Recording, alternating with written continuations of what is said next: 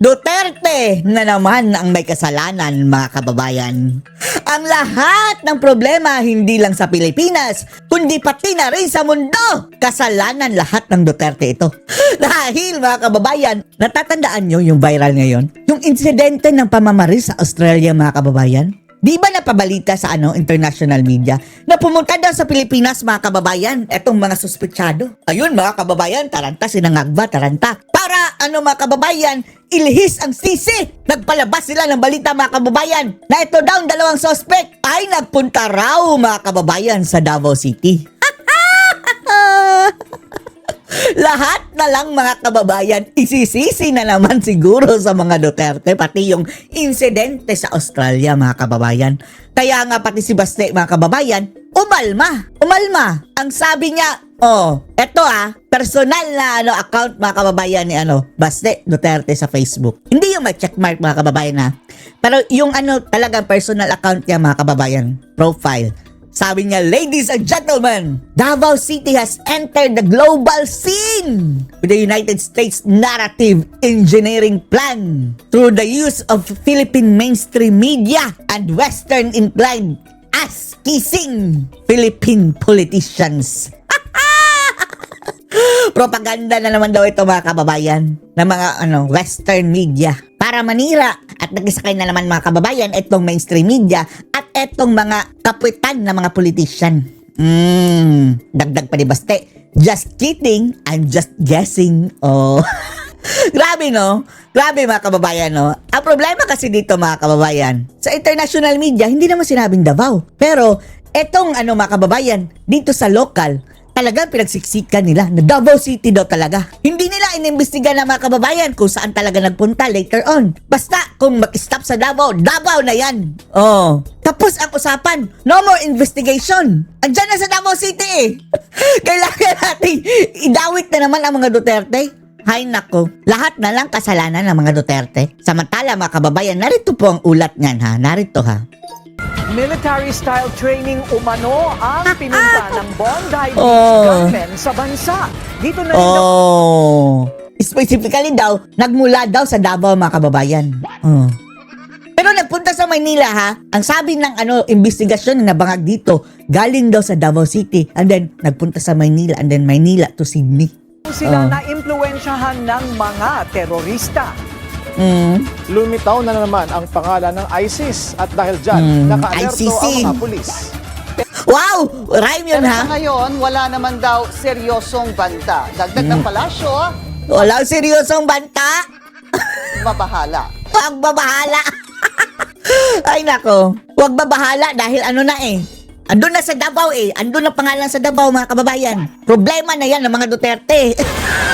Kumpirmadong nagpunta sa Pilipinas ang Bondi Beach gunmen. Ayon sa Bureau of Immigration, dumating ang mag-ama na kapwa Indian nationals mula Sydney. Uy, mga Indian! Tingaling-ngaling-ngaling! Tingaling-ngaling-ngaling! At Australia noong November 1. Sa Davao raw ang kanilang destinasyon. wow! Di ba? Sikat na sikat ang Davao na naman, mga kababayan. Stop na sila doon. Investigasyon, basta nasa Davao na. Hindi nila inalam, mga kababayan, kung talagang Davao ba talaga ang punta o nagpunta sa Marawi, dumaan lang sa Davao. Basta sa Davao na. Destination na. Final destination daw, mga kababayan, Kasalanan na naman ito ng mga Duterte. Sasabihin na naman nila, mga kababayan, yan? Nagpunta kina Baste. Ganyan na naman siguro. Umalis sila ng Pilipinas at bumalik ng Sydney noong November 28. 28 days, mga kababayan daw, November 1 to 28. Heightened alert naman ang PNP dahil sa Bondi Beach terror attack. Pero wala naman daw itong nakikitang major security threat sa bansa sa ngayon. Ito, malay din natin, mga kababayan, Invento na naman ito. Malay natin, posibleng nagpunta sa Pilipinas, mga kababayan. Pero pwede rin, talagang ginawa nilang destinasyon ang Davao para mga kababayan, pandikit na naman sa issue sa mga Duterte. Bukas sa Kalawa, may kaso na naman yan si Baste. Baka idadawit na naman sa ISIS. Uy, wag nyo gawin nyo Baste yan, Sasabihin naman nila, punta yan kay Duterte dahil kasabwat. Ay nako, mga animal. Nakarating na rin ang ulat sa National ang Security buisit, Council ayon sa Malacanang. Hoy, buisit! Wow, parang buisit. Talagang, parang may rililing mga kababayan sa utak, no? Oh, pinaganyan pa. Diyos ko, Lord. At this Stop time, there it! is no confirmed information. Ay, nako, Lord. Huwag kayong makinig dyan, mga kababayan, dahil buisit yan, eh. Mabubuisit lang ang ating tainga dyan, mga kababayan. Ay nagsauli na naman sa Department of Justice ng milyon Basta yun na. Madadawit na nila ang mga Duterte, mga kababayan. Okay na. na kickback mula sa maanumalyang flood control projects. Alamin natin kung sino sa agenda report ni Elijah Bonzo live mula sa DOJ. Elijah, sino nga ba yung mga ito at magkano ang kanilang mga sinole? Oh. Wow. Dito lang, mga kababayan, nagpapatunay na totoo talaga itong kurakutan, mga kababayan, under Marcos administration. Kahit pa sabihin ni Bangag na wala siyang kasalanan dyan, wala siyang kinalaman, nangyayari yan sa iyong panahon, Bangag. Lahat ng iyan dahil sa iyong kapabayaan. Kung hindi ka man lang nakinabang din dyan. Pwede nilang i-deny, mga kababayan, na wala silang kinalaman, pero hindi nila madi-deny na grabing corruption under the Marcos administration. Example na lang ito, bultong pera, mga kababayan. Department of Justice ang isinuulit. Dalawa na, di ba? Nagsauli dyan, ha? Ni former DPWH NCR Regional Director Gerard Opulencia bilang bahagi ng kanyang Tapos, mga kababayan, ang sinauli, bariya lang. Huwag niyong sabihin, maa-absuelto na yan. That is an admission already, mga kababayan. reputasyon sa mga perang iligal na umanong nakulimbat sa mga proyekto ng gobyerno. Tingnan nyo, Eto, mga kababayan, bariya na lang itong sinauli nila. Yun talagang nalamon nila, mga kababayan. Ang dami na! Sa din ng lahat. Hindi siya isa dun sa mga witness sa Senate Blue Ribbon Committee. Ang problema dito, mga kababayan, kunwari sa uli. And then, eto, mga kababayan, saan ito mapupunta? Diretso na lang yung pamigay sa mga mahihirap. Dahil baka i-recycle na naman ito, mga kababayan. Kukunin ulit nila patapos magpa-picture, mga kababayan. Alam nyo namang mga bangag ngayon, mga kababayan, strategy ng mga ngagba, mga kababayan. Posible talaga nilang gawin. Kahit sa uli ng bilyon, mga kababayan, and then later on, babalat lang din sa kanila. Hindi natin alam, mga kababayan, saan mapunta sa dami nitong pera, mga kababayan, pwede yan. Pabalik din sa bulsa ng mga buhaya. Pero sa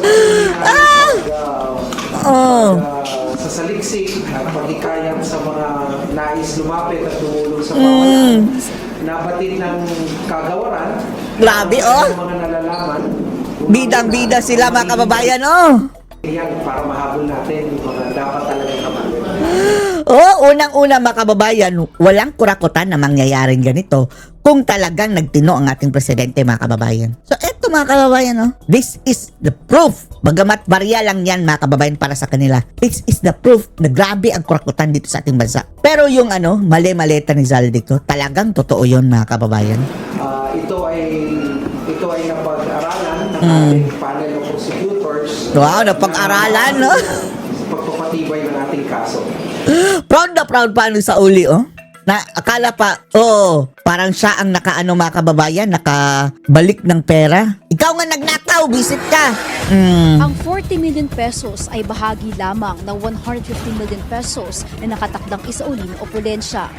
Grabe, no? 150? Tapos ang totoong nakulimbat yan, bilyones, mga kababayan. Bilyones sa mga proyekto, Sa itinakdang halaga ng pamahalaan. Hmm. Sa ngayon, isa raw Kunwari. si Opulencia sa mga respondents sa isang kasong may kaugnayan sa flood control project sa Bulacan na sumasailalim pa sa Grabe, no? investigasyon. Ang daling Ayon magnakaw, sa- mga kababayan, itong mga hudas na to. Ganyan karaming pera, mga kababayan. Hindi mo kayang i-earn yan in your lifetime kahit pa magdamagang kang pagbalat ng buto, mga kababayan. Mamamatay na lang tayo, hindi tayo makaka-earn ng ganyang karaming pera. Pero ito sila, sa isang iglap lang ng mga kababayan. Isang proyekto lang yan. DOJ, sa ngayon, kabilang na rin si Opulencia sa mga individual na provisionally admitted sa Wealth Tapos Protection tatawagin pa natin silang honorables. Program ng pamahalaan. Diyos ko, Lord, mga magnanakaw. Binabasa namin sa mga dinedeclare ng mga witnesses natin. Tapos may kakaroon tayo ng computation sa mga declarations niya. At syempre may mga konting verification din sa parte namin. Pero ang usapan doon ay kung mabisto namin na meron siyang di dineclare, maaaring mamiligro yung kanyang maging bahagi ng Witness Protection Program. Kaya dapat talaga ay may sabi niya sa amin lahat ng katotohanan. Yan ha, yung perang yan ha, dapat may mapuntahan yan. Baka ibigay lang din yan kay Marcos. Oh, baka mga kababayan, ibigay lang din kay Marcos and then, kaya pinabalik dahil baka na-11 si Marcos dyan. Mapupunta lang din sa kanya mga kababayan. Ay nako. Dapat tell all. Matatanda ang naunang magsauli ng pera sa DOJ si former Bulacan District Engineer Henry Alcantara. Sige! Na ang makalipas Etong mga umonse kay Marcos, mga kababayan, magsauli kayo para kakainin lang siguro ng mga buaya din yan. at katulad sa prosesong dinaanan ng pera nito, dadaretso rin daw sa Bureau of Treasury ang sinauling pera. Kay Marcos na naman ito, mga kababayan. Saan bubusisiin at bibilangin ulit ng land bank para masiguro tama ang bilang. Bubusisiin. Kurina, kung ating maaalala, isa si Opolensya sa napangalanan ni former DPWH Paano yan, mga kababayan? 40 million lang ang mga nasauli. Tapos trillion ang nanakaw. Secretary Roberto Bernardo sa isang Blue Ribbon Committee. Pang-pacify lang yan ba? Senado. Para kunwari may At sabi nga niya, sa uli. tutulong daw ito umano sa paghahanda ng mga listahan ng mga proyektong ibibigay umano kina former Yusek Cabral at former Secretary Bonoan para laanan umano ng pondo at kalaunan ay kuhaan ng kickbacks. Purina. So Lyja, may Nasaan na si mayroon Bunoan? daw, kahalagahan itong testimonya ni former DPWH NCR Regional Director Gerard Opolensya. Bakit ito mahalaga sa DOJ? Purina, paliwanag ng DOJ, hindi raw mahalaga yung may napapangalanan lang.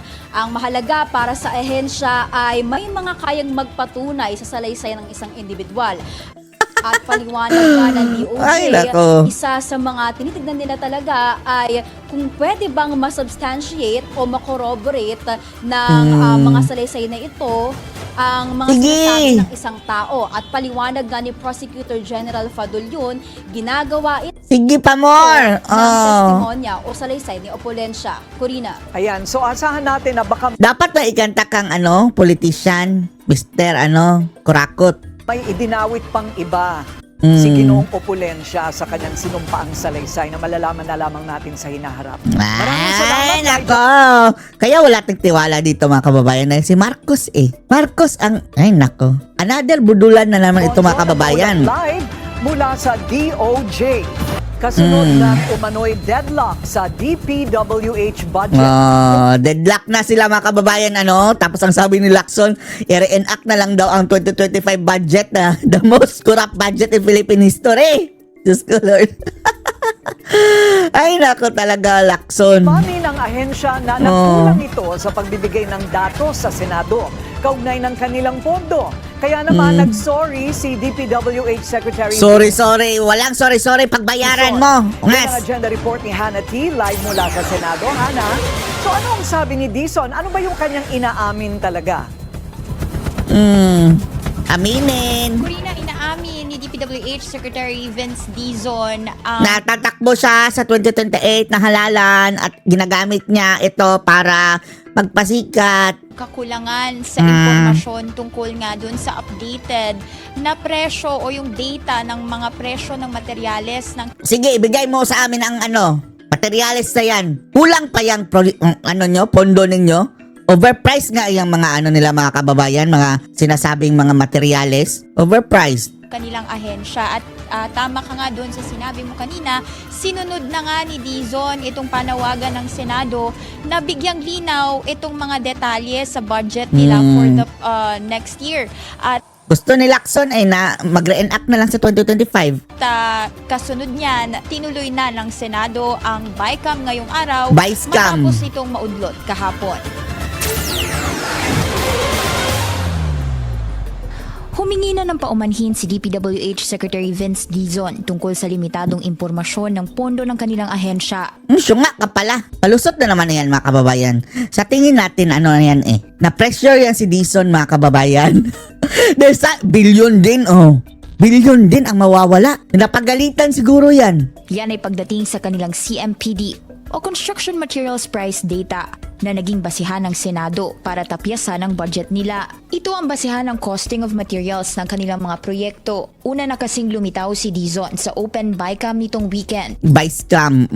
Yan mga kababayan, first time in history na hindi mga kababayan. Hindi Para congressman, hindi senador, nagsalita sa BICAM. Kakaiba ito. hiling ibalik ang nasa 45 billion peso Para lang, mga kababayan, makiusap na ibalik ang bilyones. Grabe.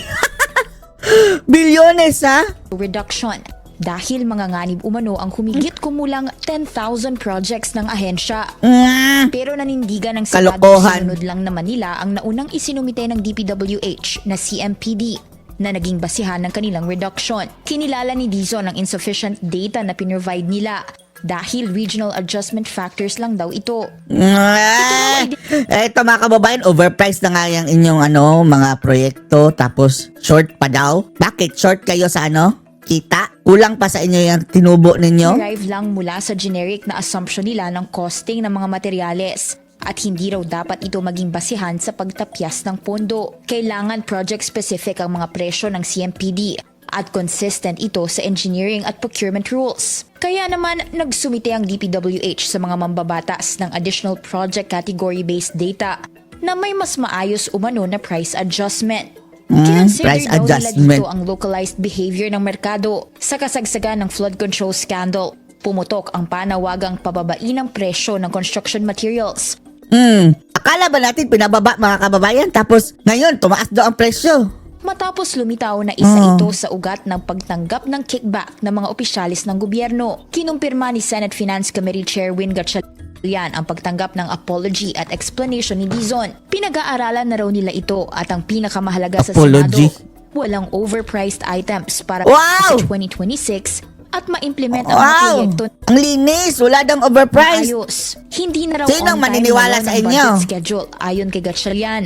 Yan ay matapos nilang pansamantalang isuspinde ang dapat sanay day 3 ng Open BICAM kahapon. Ngayon mga kababayan, parang na-delayed na naman mga kababayan dahil yung si Swan Sing, yung creepy ang itsura mga kababayan na babae na mahilig din sa singit dahil grabe ng singit.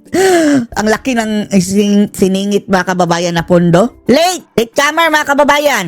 Ang kapal ng mukha. Hapon na nga sila nag-umpisa mga kababayan. Late pa. Sinadya siguro niya mga kababayan na magpa-late para hindi mapirmahan mga kababayan itong para ma-reenact ang 2025, the most corrupt budget in history. Kasunod ng deadlock sa DPWH budget, tila naninindigan ng Senado na itaguyod ang fully transparent na 2026 proposed budget. Sabi ni President Pro Tempore Panfilo Lacson, Ito na naman kalokohan ng Lacson. mas maigi pa raw ang reenacted budget. Wow! Mas maigi!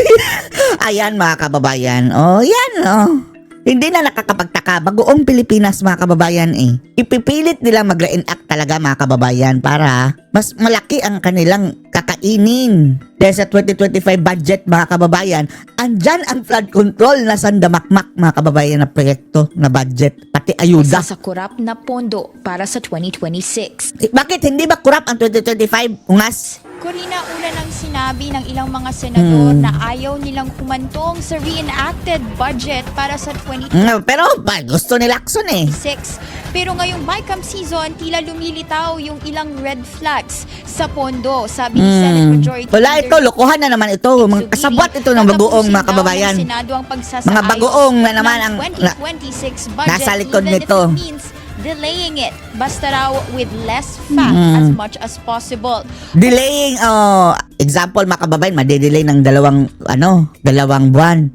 In the span ng 2 buwan na yan mga kababayan, diyan nila, 2 beses pa silang mga baka kurakot yung reenacted budget tapos sa newly budget na naman. Pa kasi sa pondo ng DPWH, tila may red Sus flags ko, Lord. sa pondo ng farm to market roads na sabi ni Senator Kiko Pangilinan kanina ay Na nasa maxing. 8 billion pesos. Wala raw itong grid coordinates, description at iba pa.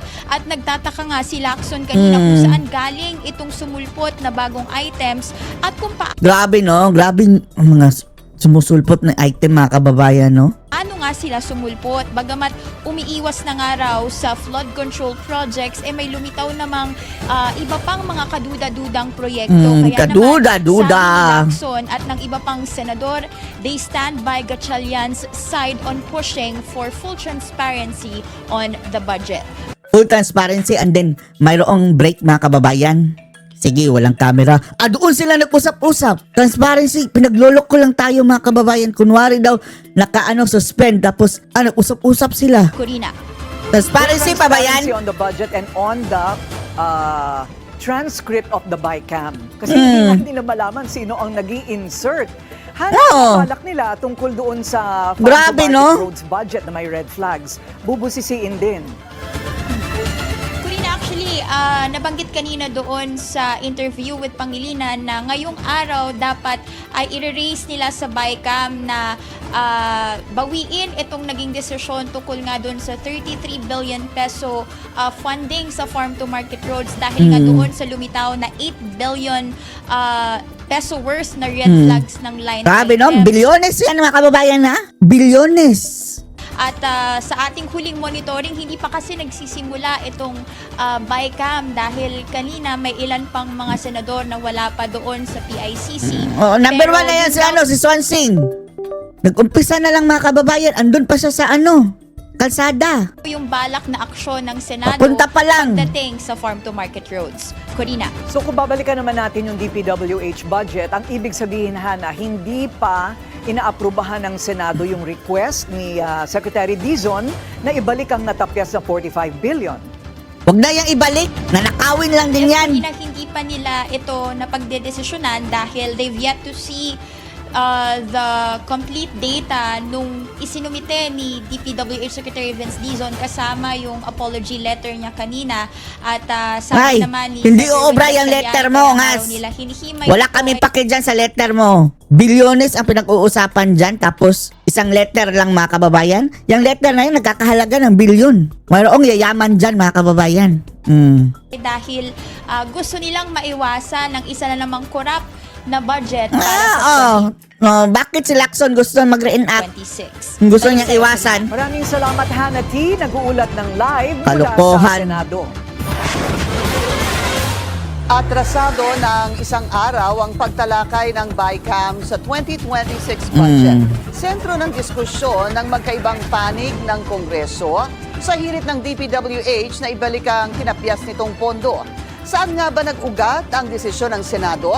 Balikan natin sa agenda report ni Dexter Ganibe ng Abante. Abante, Lilin. In order to ensure that the costs of DPWH will reflect the costs of the market and to ensure that the people's money is correctly spent. Kurakot. Ito ang kurakot talaga mga kababayan. Ito ang punot dulo ng lahat mga kababayan. Sana nga lang mag-resign. Matamaan ito ng mga kababayan. Yung hiya kung mayroon man. Dahil ito ang punot dulo ng kamalasan ng Pilipinas mga kababayan. Nadarasan ngayon. Nararanasan ngayon. The DPWH Secretary bring down Security! the cost of materials by as much as Bakit hindi ba bukayang bunganga mong iwi? 50%. Si Pangulong Bongbong Marcos 50%. mismo ang nag-anunsyo sa publiko noong Oktubre 20. Kapal.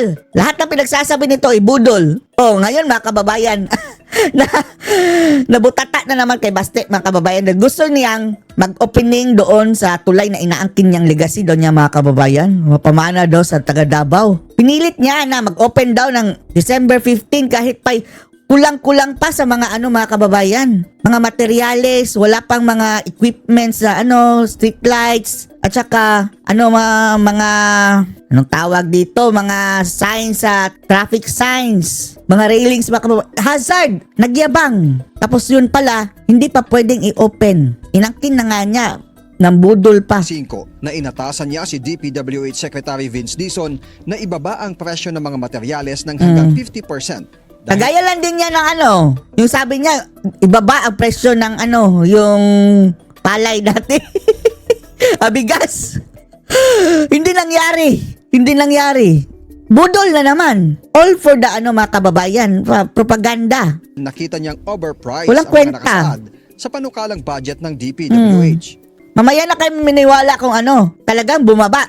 kung talagang bumaba ang presyo mga kababayan, sana hindi na nagpadagdag si Dizon mga kababayan ng pondo, di ba? 2 araw matapos ang pahayag ng Padagdag Pangulo sa pagsalang sa Senate hearing ng panukalang budget ng DPWH, tinalakay ang utos ng Pangulo. This is a welcome development, a welcome comment by the President. But how do we operationalize this, in your opinion? If I may request po, give us some time to finalize the new prices, the adjustment in the prices. We think Bumangag na rin ito. we can do that in roughly a week, and that O paano na yan? Sabi ni Bangag, gustong tapyasan ng 50% off.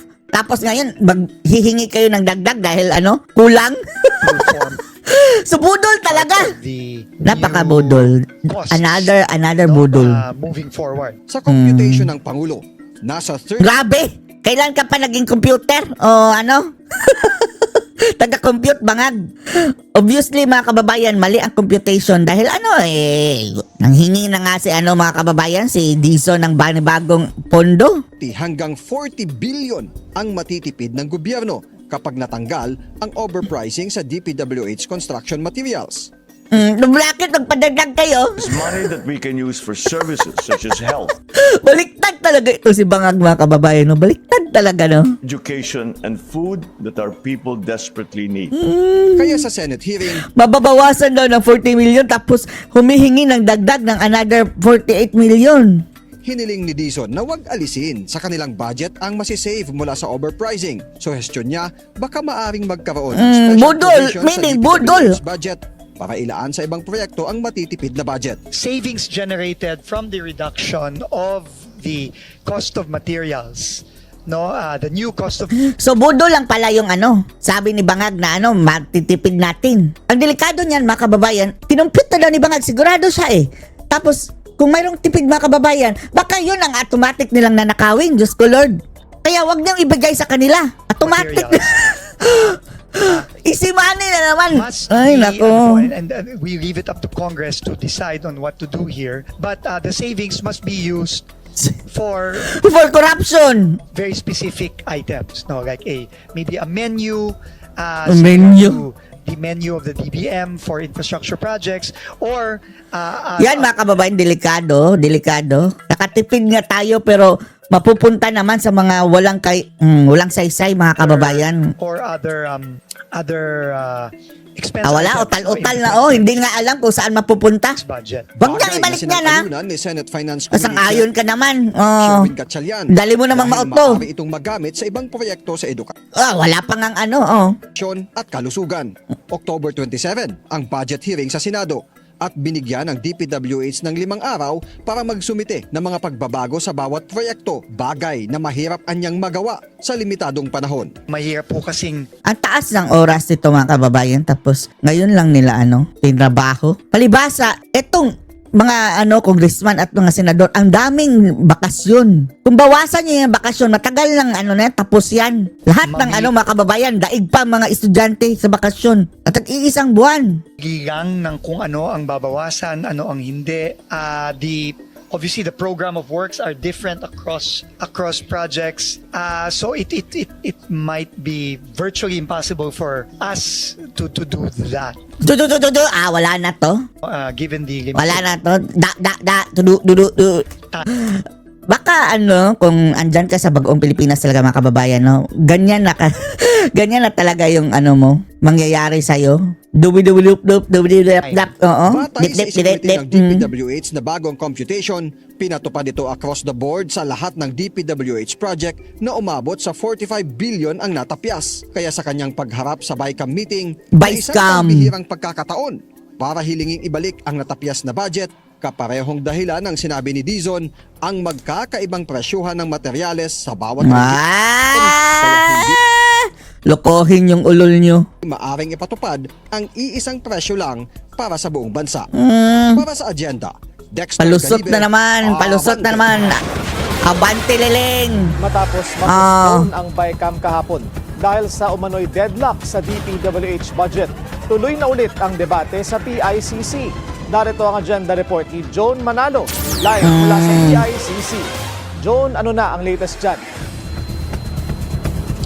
Willard, 2 oras ng delayed ang pangatlong araw. Delayed na ng naman! conference. Oh, talagang i-delay nila yan mga kababayan dahil gusto nilang mag-reenacted budgets. Inaasahang magsisimula sana ito. Yan ang gusto nila eh. Alas 4 ng hapon, pero hanggang sa ngayon ay hindi pa rin nagko-convene ang Senate at House panels dito sa PICC. Kanina habang nagbabantay tayo dito at inaabangan nga ang ganap na pagsisimula ng kanilang deliberasyon, ay nakita nating magkausap sina Senate Finance Committee Chair Win Gatchalian at House Appropriations Chair Mika Swansing. The late comer mga kababayan, Swansing. Kaya inaasahan sana natin ngayon na mas may papaliwanag ng dalawang contingent kung bakit nga ba na-postpone itong pangalawang araw sana ng BICAM kahapon na kung ilalarawan nga ay isang deadlock. Pero ayon kay Gatchalian, ibang ahensya na muna ang uunahin nila sa magiging deliberasyon nila ngayong araw. Dahil Grabe, no? Etong DPWH talaga napakakurakot mga kababayan, no? nila ang additional data na isinumite ng DPWH kaugnay sa kanilang proposed 2026 budget. Matatandaang hindi dumalo sa BICAM ang Senate panel kahapon dahil hindi ito sang-ayon sa request ng DPWH na ibalik ang 45 billion peso cut sa proposed budget ng ahensya. Sa ating ding pagbabantay kanina ay nakita na nating present dito ang iilan sa mga miyembro ng Senate panel na pinamumunuan ni Gatchalian. Kabilang na dito sina Senator Amy Marcos, Senator Kiko Pangilinan at Senator Raffy Tulfo. The Bendalo, ay hindi pala, si Viva Max. Na kani-kanina lang ay pansamantalang umexit sa session hall pero bumalik din matapos ang iilang minuto. Sa parte naman ng Kamara, nakita na natin dito sa PICC sina House Appropriations Chair Mika Swansing at Representatives Rufus Rodriguez at Harold Rufus. Benitez. Samantala, dinipensahan naman ni Swansing ang pondong inilaan para sa medical assistance for Yan, pork barrel na naman. Financial Incapacitated Patients o MAIF program. Naaprubahan na ito nitong weekend. Ito ay 51 billion pesos na pondo. Grabe, 51 billion. Paghati-hatian na naman ng mga buhaya. Para sa nasabing proyekto na ikinatuwa naman ni Swansing. Dahil aniya, mababawasan sana ng 1.1 Diretso na lang sana yan sa sa PhilHealth at DOH. Ayon ng MAIF kung naaprubahan. Kung hindi Medical naaprubahan assistance, ng House, mahalang yan. Diretso na lang. Itong mga hudas na mga kababayan, idadaan pa sa mga buhaya. At kung binawasan pa ang pondo para rito, 49 billion pesos ang ipinanukala ng Kamara para sa MAIF. Wow! 28 billion pesos naman ang Senate version. Hindi pa pantay ang hatian dyan mga kababayan. Yung sina Swansing at Bagoong Pilipinas mga kababayan, doblado yan. Ang dami ng laki ng porsyon nila. Ito. Ang MAIF ay isang programa ng DOH na naglalayong makapag-abot ng tulong pinansyal sa eligible applicants at kabilang na nga rito ang mga indigent at financially indigent patients. Covered din ito ang hospital or medical expenses na hindi nasakop ng mga PhilHealth package at case rates. At maaari Bakit idadaan pa sa mga politisyan? gamitin sa public or private hospitals regardless of the nature of illness sa pamamagitan ng paggamit ng guarantee letters mula sa mga public officials. Kaya muli ay kinatuwa talaga ni Swansing ang pag-aaproba nitong budget na ito. Dahil pesos ang nakuhang kakainin niya nila mga kababayan Diyos ko Lord, kinatuwa wala na mga kababayan, lusot na pala. ng MAIF noong 2025. At isa nga ito kapal na mukha itong Bagoong. Nako. Sa BICAM nitong mga nakaraang araw. At ito ang mga kababayan ang flagship program ng Bagoong Pilipinas ni Marcos mga kababayan. Ayuda. Ay inaabangan natin kung kailan ba ganap na magsisimula itong BICAM and anytime by now daw ay pwede nang magsimulang mag-convene ang ating House and Senate panels. Willard. Maraming salamat sa iyong update. Joan Manalo, nag-uulat ng live mula sa PICC. Higit 700 million pesos. Yan daw ang halaga ng umano'y budget insertion sa distrito ni Nabotas Congressman Toby Tiangco ayon sa PCIJ. Ang paliwanag ni Tiangco... Ayan ang mga kababayan. Itong Trojan horse sa si Tiangco. Mayroon din pala siya. Mayroon din insertion. Ay, nako. Isa si Nabotas Representative Toby Tiangco sa mga Yan kunwari lang yung mga kababayan Pero Hindi niya madamay-damay si Marcos. Politiko O na ngayon, mga may umano'y insertion. insertions sa 2025 budget. Matatandaan siya ang nagsiwalat ng umano'y 13 billion peso insertion. Tapos na din pala. Ni former Ako Bicol Party List Representative Zaldico sa nakaraang taon. Ay nako, mga bagoong Pilipinas talaga. Here is the USP. Sinasabi, papaano nagkaroon ng insertion. Under the name of Congressman Saldico, ang insertion sa BICAM, Tapos siya meron din. siya is 13,803,693,000. And we do not want to invite him as a resource person. Mr. Chair, sorry. Comsec, can you show this? Para lang sabihin hindi ako Mr. Chair, with nagsiseto. due courtesy. Wait, I have the floor. Yeah, i-correct. I have the floor. Away pa sila kunwari, mga kababayan, no? Ulat ng Philippine Center for Investigative away pa kunwari. Naitala ang distrito ni Tiangco bilang ikalima sa may pinakamalaking budget. Oh, top 5! Bakit ka nagalit dati, Tiangco? Dahil kaunti lang? Ngayon, dinagdagan. So, silent ka na. Idamay mo na kasi si Ngagba. Insertions Maniniwala para kami sa sa'yo. 2026 DPWH budget. Sa pagtatala ng PCIJ, 362 million pesos ang DPWH Yan ba ang reward mo sa pagtatanggol mo kay Bangag? proposed budget para sa Lone District of Navotas City. Pagdaan ito sa Kamara, lumobo ang budget sa 1.1 billion pesos Grabe, top 5. The top notcher. o katumbas ng dagdag na 754 million pesos. Agad na nagbigay Sarap ng ng klarifikasyon buhay. si Tiangco sa ulat ng PCIJ. Explain pa more. Kahit anong sasabihin mo, nag-insertion ka. Kaya, hindi insertion ang nangyaring Wow! Hindi insertion, amendment. Iba't ibang mga terms nila yan, mga kababayan. Daming mga palusot eh. paglobo sa budget ng kanyang distrito dahil hindi naman daw siya parte ng Committee on Appropriations. Oo. Kahit pa hindi ka parte, dahil parte ka ng bagoong. Not necessarily, mga kababayan, parte siya ng appropriation. Dahil isang utos lang yan, ngagba, mga kababayan. Sa halip, ito raw ay correction at restoration mismo ng DPWH. Correction pa, restoration. Grabing mga term, mga kababayan, no? Ay, nako, talagang kung ano-ano na lang maiisip, mga kababayan, makapag-insert Na mga lang. ani ay wrongly removed funds. Wrongly removed funds. In Tiangco, kung susundin ang DPWH formula, 1.4 billion pesos dapat ang nakalaang budget para sa Navotas City ngayong taon. Palusot pa more. Aminin mo na dinagdagan mo. Paninindigan ng kongresista, wala siyang itinatago. Patuloy rin daw ang kanyang panawagan. Garapala na nga isa kayo publiko ang eh. budget ng lahat ng mga distrito. At Yan mga ang problema, distrito. mga kababayan. Ngayon, hindi na tinatago. Harap-harapan na to. Kahit ano pa masabihin niya, mga kababayan, ginak up niya ang kanyang pondo dapat, mga kababayan. Sa tala ng PCIJ, mismong House leaders ang may pinakamalalaking insertion. Yung babae talaking na yan, mga kababayan. Yan na naman ang patatabain daw. Tumaba na si Tamaluso sa Zaldico. Itong version na naman ni Bangag na bago, mga kababayan, ang patatabain. Sa House version ng DPWH budget, nangunguna umano si House Speaker at Isabela 6th District Representative Boji D na may Bonjing 2.6 D. billion pesos. Pumapangalawa naman si Appropriations Chairperson at Nueva Ecija 1st District Representative. Sila Mika talagang Swansea. dalawa. Grabe. Tagti 3 billion plus, mga kababayan. 3.7 at 3.4 billion. Instant bilyonaryo itong mga 1.7 buwisit. billion pesos. Wala pa ring tugon ng mga kongresista sa kasalukuyan. Para sa agenda, Josh Malimban, Billionaire News Channel. Ay, nako, Pilipinas. Ito'y bayan na puno ng mandurugas. Yan talaga. So, anong masasabi nyo dito, mga kababayan? Post your comments below.